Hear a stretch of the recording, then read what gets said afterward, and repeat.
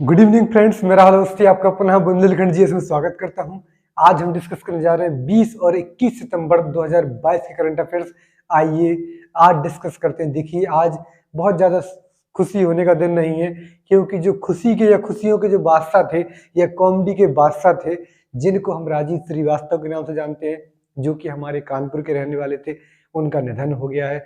बड़ी दुखद घटना है। 58 साल की एज में इनको हार्ट अटैक आया था। आज से 40 दिन पहले जब ये जिम में वर्कआउट कर रहे थे, जिम में एक्सरसाइज कर रहे थे, उस दौरान इन्हें एक अटैक आया और उस अटैक की वजह से इन्हें तुरंत तत्कालीन उसी वक्त इन्हें इमरजेंसी में आई एम्स बोलते हैं, जिससे all India institute of medical sciences बोलते हैं, जिससे अखिल भारतीय मेडिकल संस्थान बोलते हैं, यहाँ पे न्यू दिल्ली में इन्हें वहाँ पे शिफ्ट कराया गया।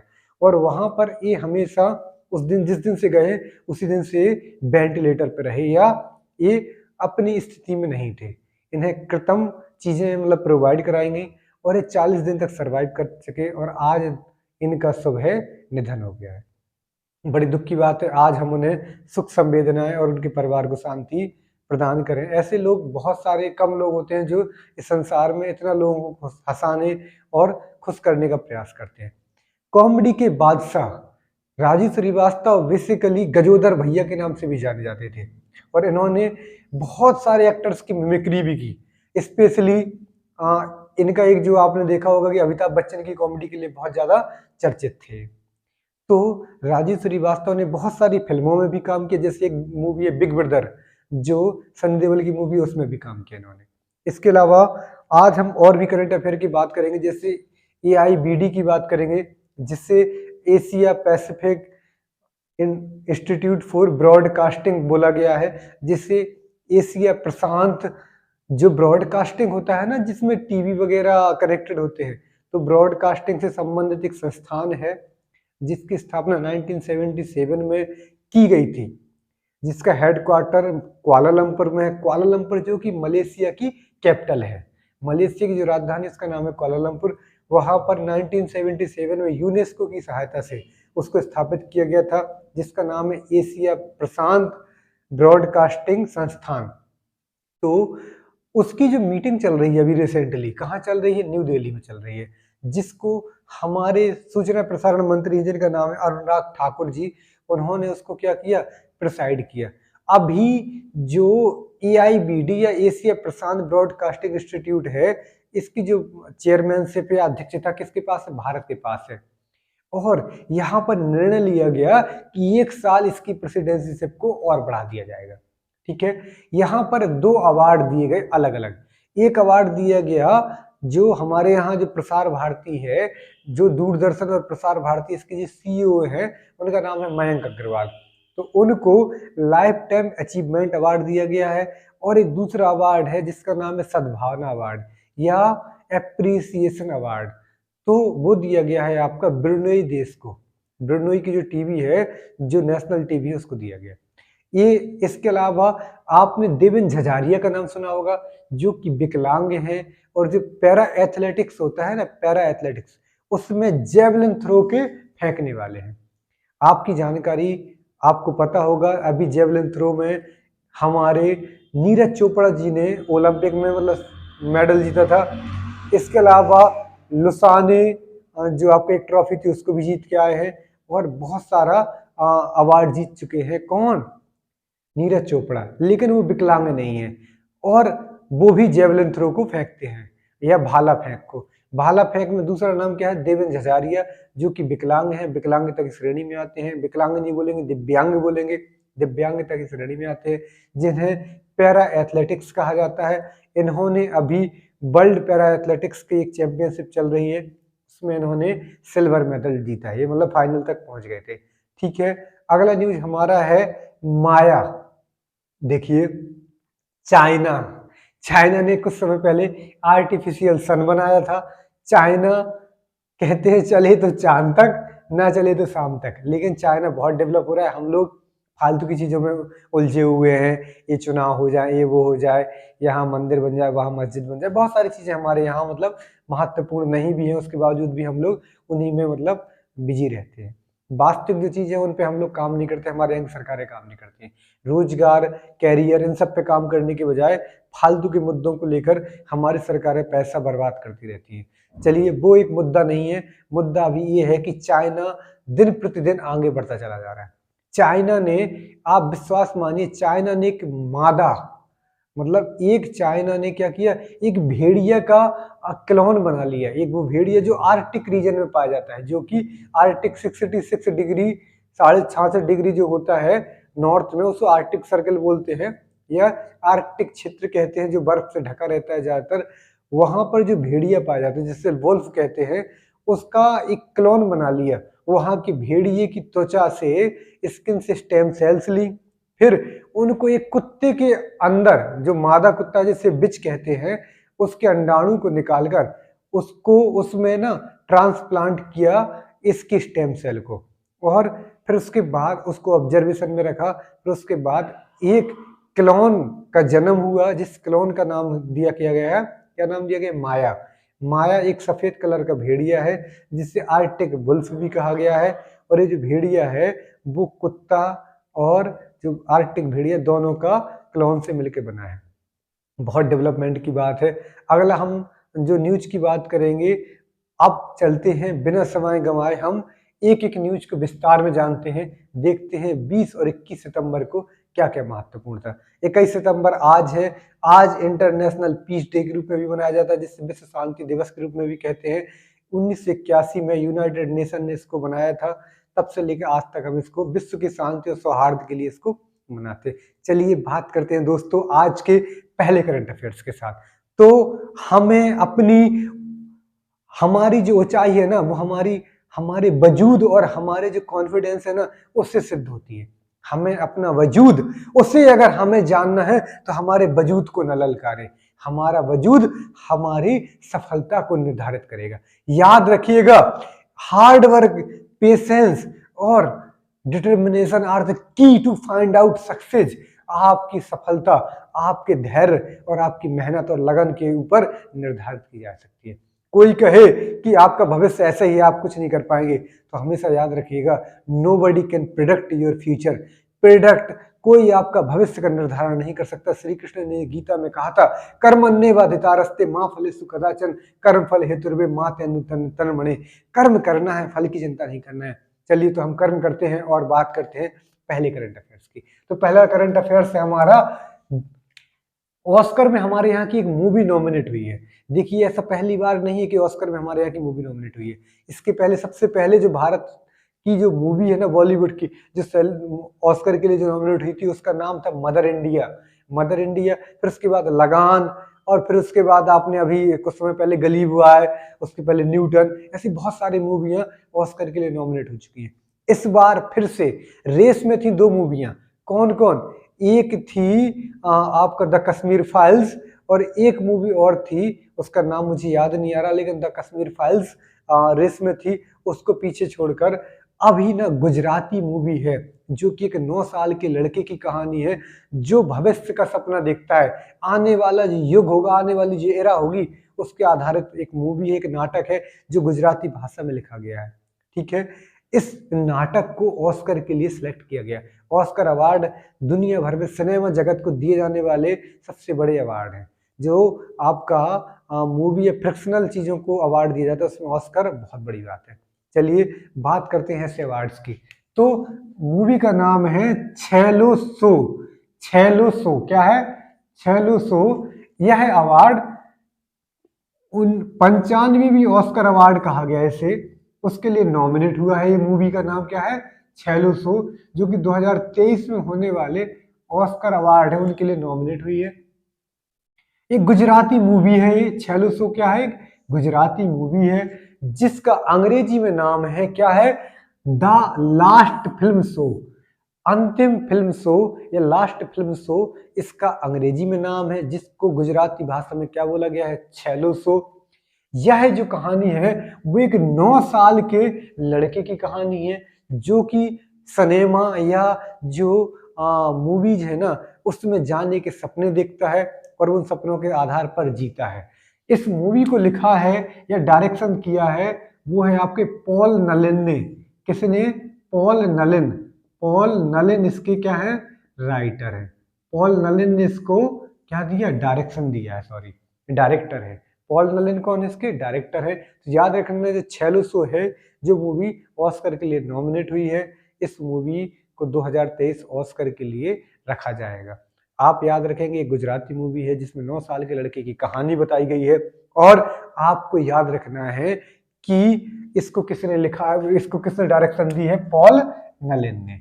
अगला जो है वो है AIBD से संबंधित, जिसे Asia Pacific institute for broadcasting and development कहा जाता है। Asia Pacific institute for broadcasting and development कहा गया था। यह एक इंटर गवर्नमेंटल ऑर्गेनाइजेशन है, अंतः राष्ट्रीय उपक्रम है, एक संगठन है जिसमें कई सारे देश, लगभग 26 देश इसके परमानेंट मेंबर है। कितने देश हैं, 26 देश इसके परमानेंट मेंबर है। उन्होंने मिलकर इसको बनाया था यूनेस्को की मदद से। यूनेस्को जिसका हेडक्वार्टर पेरिस में है, जो कि यूनेस्को की मदद से, इसको हिंदी में बोला जाता है एशिया प्रशांत प्रसारण विकास संस्थान। बेसिकली वो संस्थान है, वो इंस्टीट्यूट है जिसमें एशिया और प्रशांत महासागर के आसपास, पैसिफिक सी के आसपास जितने भी नेशंस हैं, उनका जो ब्रॉडकास्टिंग, जो टीवी जो चैनल होगा, जो मेन नेशनल मतलब जो टेलीविजन होगा, उन सब में आपस में जोड़ेगा, उनके डेवलपमेंट की बात करेगा। तो इसकी स्थापना कब की गई थी, 1977 में हो गई थी। यूनेस्को की मदद से किया गया था। इसका हेडक्वार्टर कुआलालंपुर में है। कुआलालंपुर में इसका मुख्यालय है। कुआलालंपुर मलेशिया की कैपिटल है। कहाँ की कैपिटल है, मलेशिया की कैपिटल है। आगे याद रखेंगे, इसके लिए जो लाइफ टाइम अचीवमेंट अवार्ड इन्होंने दिया है, वो 2022 का वो दिया है मयंक अग्रवाल को। मयंक अग्रवाल प्रसार भारती के अभी इस समय चीफ एग्जीक्यूटिव ऑफिसर हैं या मुख्य कार्यकारी अधिकारी हैं।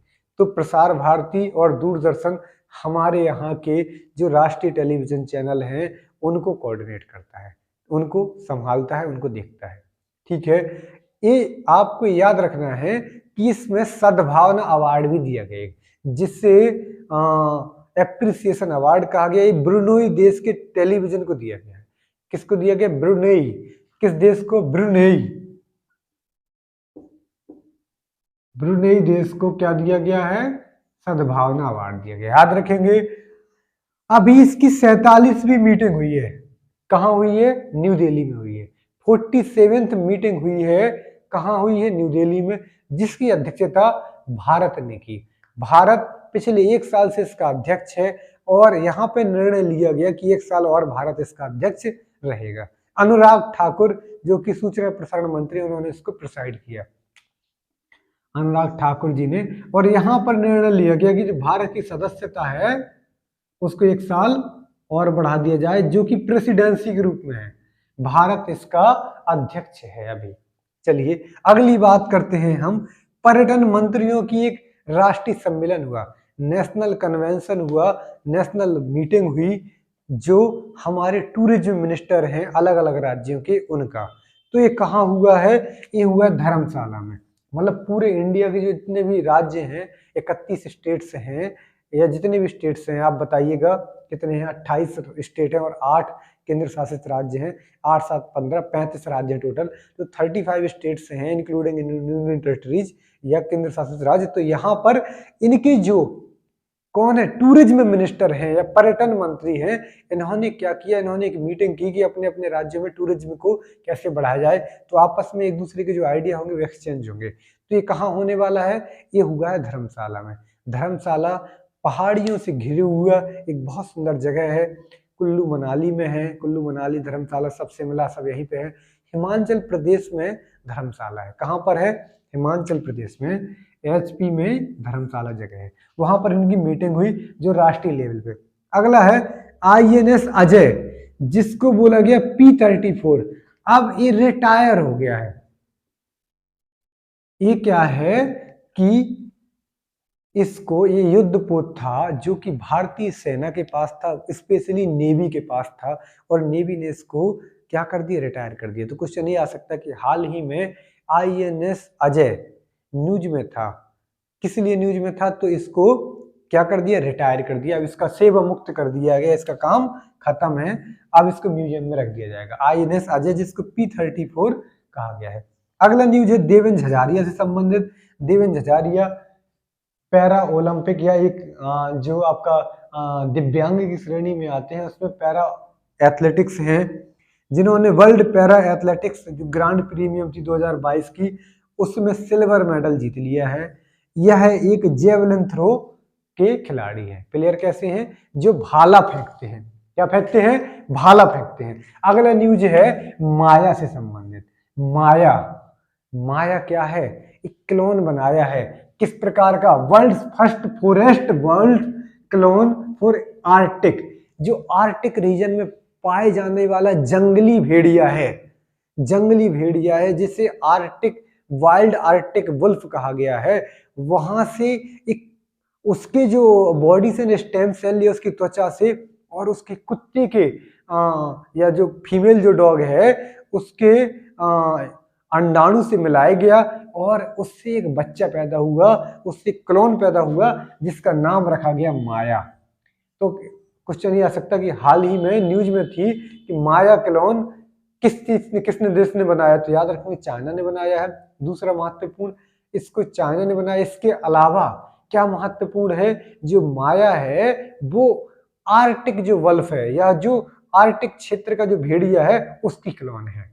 तीसरी महत्वपूर्ण बात यह है, जो आर्टिक वुल्फ है उसके स्किन से लिए गए जो कोशिका है उनको एक कुतिया है जिसे फीमेल डॉग कहेंगे, उसके ओवरी में मिला दिया गया है। तो उससे एक बच्चा पैदा हुआ है जिसका नाम क्या रखा गया है, माया। याद रखेंगे पहला जो क्लोन बना था वर्ल्ड का वो स्कॉटलैंड ने बनाया था, जो एक भेड़ थी, भेड़ जिसका नाम था डॉली।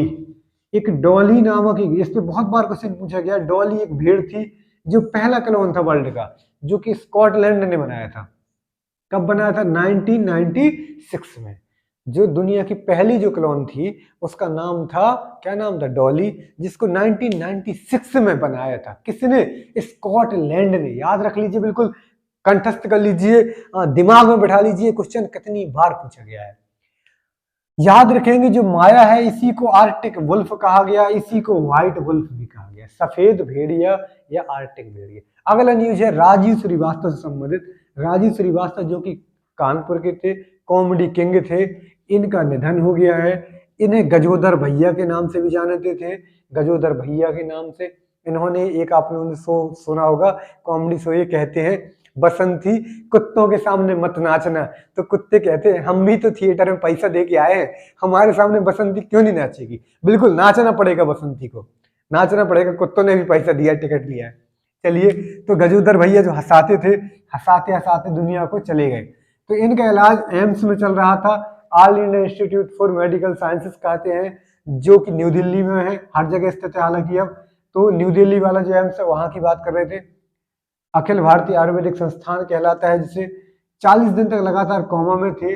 याद रखेंगे जिम में ट्रेनिंग कर रहे थे, उस दौरान इनका हार्ट अटैक आया था, हार्ट अटैक की वजह से इनकी मृत्यु हुई। 58 साल के थे, कानपुर के रहने वाले थे, यूपी के कानपुर के। चलिए, अगला न्यूज है 21 सितंबर से संबंधित है। 21 सितंबर जो कि आज का दिन है, इसको इंटरनेशनल पीस डे या अंतरराष्ट्रीय शांति दिवस के रूप में मनाते हैं। हम प्रार्थना करते हैं पूरा विश्व जो वो टेररिज्म या भुखमरी या किसी भी प्रॉब्लम, कोरोना जैसी बीमारियों से लड़ा, आज सब शांति से रहें, प्रेम से रहें, किसी में कोई लड़ाई और युद्ध की या बेमनुष्यता की बातें ना है। चलिए बात करते हैं ऐसे प्रण के साथ 1981 में यूनाइटेड नेशन, जिसे संयुक्त राष्ट्र कहा गया है, उन्होंने, जिसकी स्थापना 24 अक्टूबर 1945 में कहाँ हुई थी, न्यूयॉर्क में हुई थी। उन्होंने इसको चलाया, उन्होंने इसकी शुरुआत की अंतरराष्ट्रीय शांति दिवस की। कब से, 1981 से। अगला है, एक देश है जिसका नाम है कजाकिस्तान। एक देश है जिसका नाम है कजाकिस्तान, जिसे सेंट्रल एशियन कंट्रीज भी कहा जाता है, मध्य एशिया देश भी कहा जाता है।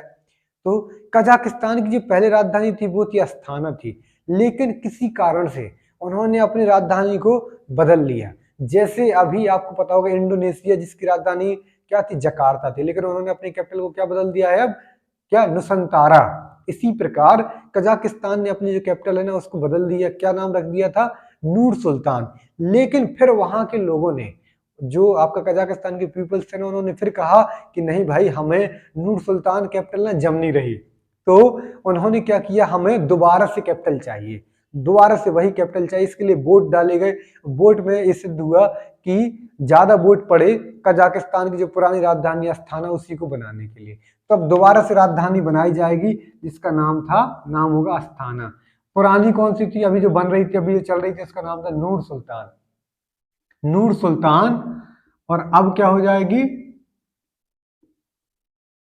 अब क्या हो जाएगी, अस्थाना, जो कि पुरानी थी। अगला न्यूज है वुमेन एशिया कप। जो वुमेन एशिया कप होगा, जो क्रिकेट का खेल होता है, उसका जो होस्ट नेशन या मेजबानी कौन करेगा। तो याद रखेंगे, जो वुमेन एशिया कप होगा जिसमें वुमेन्स टीम खेलेंगे, उसमें 7-8 देश खेलेंगे जो कि एशिया के देश होंगे, उसकी जो होस्टिंग होगी वो बांग्लादेश के द्वारा होगी।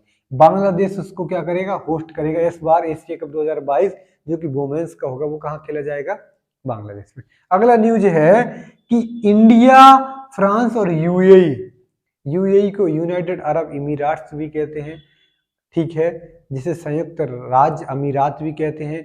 फ्रांस जो भारत का बहुत पुराना दोस्त है, और भारत, फ्रांस और यूएई तीनों ने मिलकर, जिनके मंत्री लेवल की बैठक, मिनिस्ट्रियल लेवल की बैठक पहली बार हुई है। इंडिया, फ्रांस और यूएई के जो मिनिस्टर्स हैं आपस के, वो मिनिस्टर से मिलकर क्या करेंगे, एक बैठक में पार्टिसिपेट की और आपसी कोऑर्डिनेशन, आपसी ट्रेड और व्यापार को और आगे बढ़ाने के लिए, कॉपरेशन को आगे बढ़ाने के लिए मिले। तो इनकी बैठक बहुत महत्वपूर्ण है। कहाँ बैठक हुई, ये बैठक हुई अमेरिका में, और ऐसा पहली बार हुआ है। इनकी बैठक कहाँ हुई है, मिनिस्टर लेवल की बैठक यूएसए में हुई है, और ऐसा फर्स्ट टाइम हुआ है। बहुत महत्वपूर्ण न्यूज थी, आपने यहाँ तक पढ़ा, ध्यान दिया, आपका बहुत बहुत धन्यवाद। पढ़ते रहिए, अपना ध्यान देते रहिए और सुखी रहिए।